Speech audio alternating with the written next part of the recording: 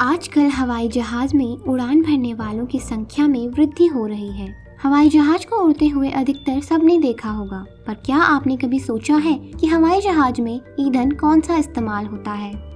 भारत में हवाई जहाज में किस प्रकार के ईंधन का प्रयोग किया जाता है? क्या ये सामान्य पेट्रोल या डीजल से अलग होता है? आइए इस वीडियो में हम आपको बताते हैं कि हवाई जहाज में कौन से ईंधन का उपयोग किया जाता है।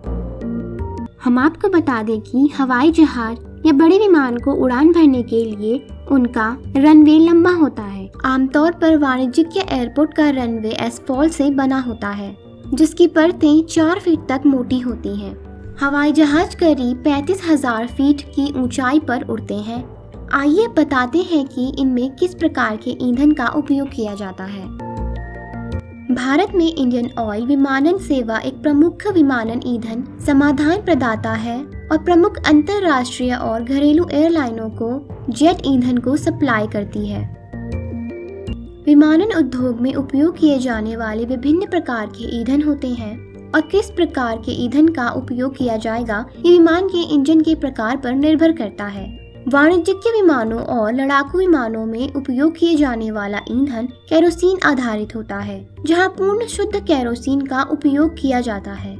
इसके अलावा कुछ एडिटिव्स को भी मिलाया जाता है, जैसे एंटीऑक्सीडेंट, एंटीफ्रीज, हाइड्रोकार्बन, धातु निष्क्रिय करने वाले पदार्थ, क्योंकि ये एडिटिव्स गैस टर्बाइनों में जंग नहीं लगने देते, उच्च ऊंचाई पर फ्रीज नहीं होने देते और अन्य नुकसान से भी बचाते हैं। सामान्य विमानन आमतौर पर उपयोग किए जाने वाले 2 प्रकार के ईंधन जेट ईंधन और एवगैस होते हैं। जैसा कि नाम से पता चलता है, जेट ईंधन का मुख्य रूप से जेट इंजनों को पावर देने के लिए उपयोग किया जाता है, जो विमान को आगे बढ़ाने के लिए निष्कासित हवा के शक्तिशाली जोर पर भरोसा करते हैं। एविगैस छोटे टर्बोप्रॉप विमान पर पिस्टन इंजन ड्राइव करने के लिए उपयोग किए जाते हैं, जो विमान को ऊपर उड़ाने में प्रोपेलर्स की मदद करता है। जेट ईंधन। जेट ईंधन एक केरोसिन प्रकार का ईंधन है जो हाइड्रोकार्बन अणुओं से बना होता है और रंगहीन, दहनशील, सीधे चलने वाला तरल पेट्रोलियम डिस्टिलेट है। आमतौर पर एक रंगहीन या भूरे रंग का तरल होता है। 2 सबसे व्यापक रूप से उपयोग किए जाने वाली श्रेणियों में जेट ए और जेट A1 है। इन दोनों के बीच मुख्य अंतर फ्रीजिंग पॉइंट का है, जिसे तापमान के रूप में परिभाषित किया जाता है, जहां प्रयोगशाला परीक्षण के तहत मोम के क्रिस्टल गायब हो जाते हैं। हम आपको बता दें कि जेट ईंधन का मुख्य उपयोग जेट इंजन ईंधन के रूप में किया जाता है। दुनिया भर में सबसे आम जेट ईंधन एक केरोसिन आधारित इंजन है, जो जेट A1 के रूप में वर्गीकृत है। भारत में शासी विनिर्देशक IS 1571/2001 है। Number 1 jet A।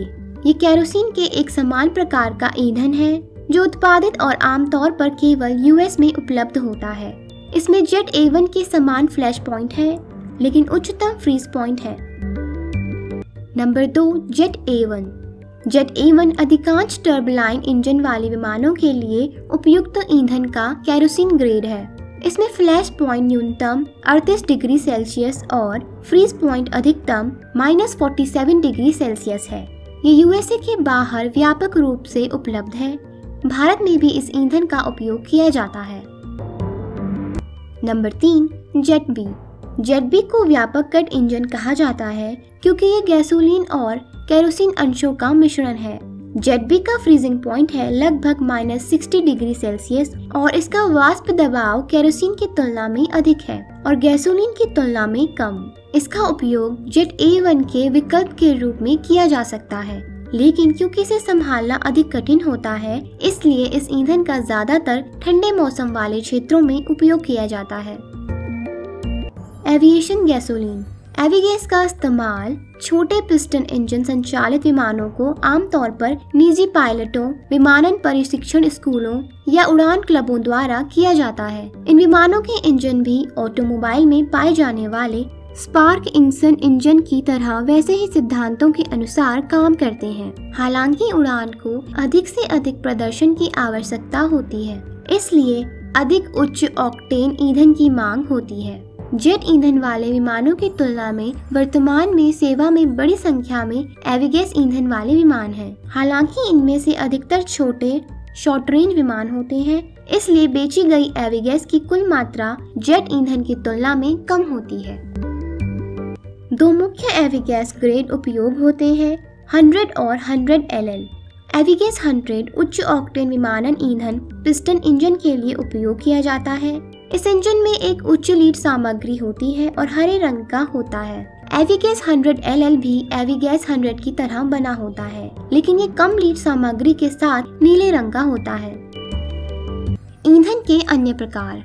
बताए गए ईंधन सामान्य विमानन में 4 सबसे अधिक उपयोग किए जाने वाले ईंधन हैं। कुछ और ईंधनों की एक अलग ही श्रृंखला उपलब्ध है, जिनमें से ज्यादातर जलवायु या सैन्य विमानन से संबंधित हैं। इनमें शामिल हैं TS1 रूस और CIS राज्यों में उपलब्ध प्राथमिक जेट ईंधन ग्रेड है।